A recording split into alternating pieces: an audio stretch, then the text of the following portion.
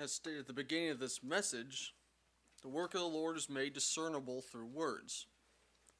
I usually don't say much on this, but I wanted to do an exhortation on this beginning words. He always opens these sermons by speaking briefly on the importance of the language, of the words that are used.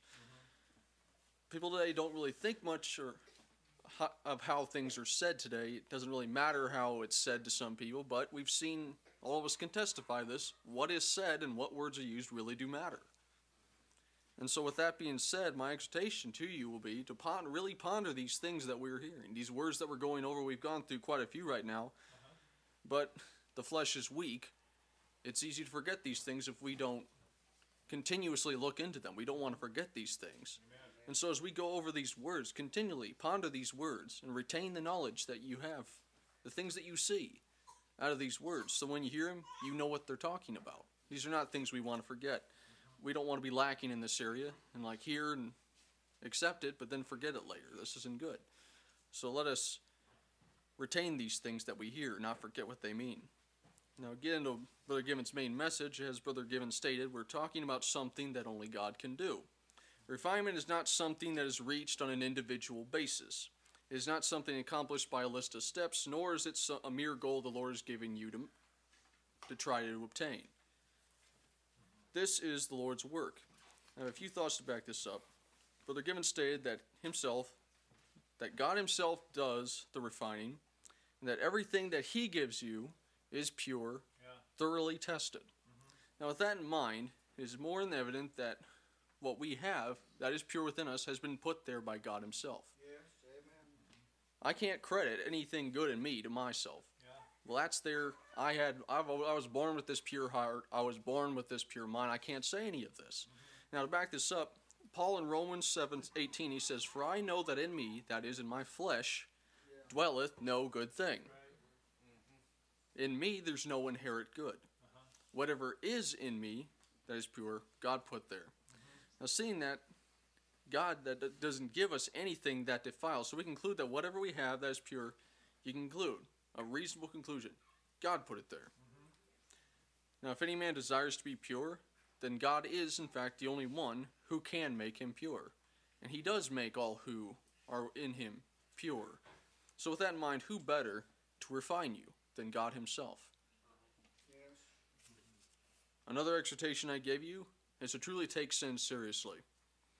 To really hate it, despise it, to hate it like God hates it. Not having anything to do with it, think of it in relation with this refinement. Why is God purging you? Well, we can consider that one of those reasons is that God hates sin. He doesn't want anything to do with it. So he's going to get it out of you. And so while he's doing that, to see that he hates sin so much, he's going to do whatever it takes to get it out of you. Learn to hate it yourself and take it off whenever you see it. We also have this word about keeping ourselves pure that Brother Given spoke about. Now, how is that done? Well, I can tell you, staying in Christ is a way you can stay pure. In Christ is where we are in the light. In Christ is where we are not deceived. In Christ is where we are strengthened to do all things. And in Christ, sin is seen for what it is. Amen. To link this to what was said before concerning how the good things we have been given to us by God, we are told we are to hold on to those things that God gives. If he gives a pure mind, stay in Christ so that mind might stay pure. If he gives a pure heart, stay in Christ so that your heart will stay pure.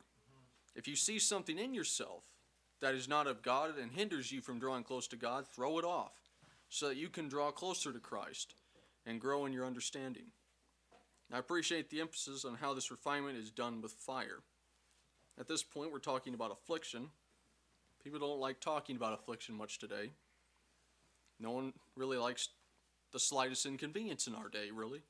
However, no real believer should look at affliction, whether it be suffering for well-doing or for evil, as a bad thing. This is something that is sure to happen that every believer must come to realize. Jesus said we would suffer. Even this morning we talked about how God chastens those who he loves. But we have to realize why it is this way. It's because of sin. When is this purging process going to stop? When are we taken out of this furnace of affliction? When you're without sin standing before God. That's when it stops. But the Lord does test our faith, and he purges us. I give you this word. Many are the afflictions of the righteous, but the Lord delivers them out of them all.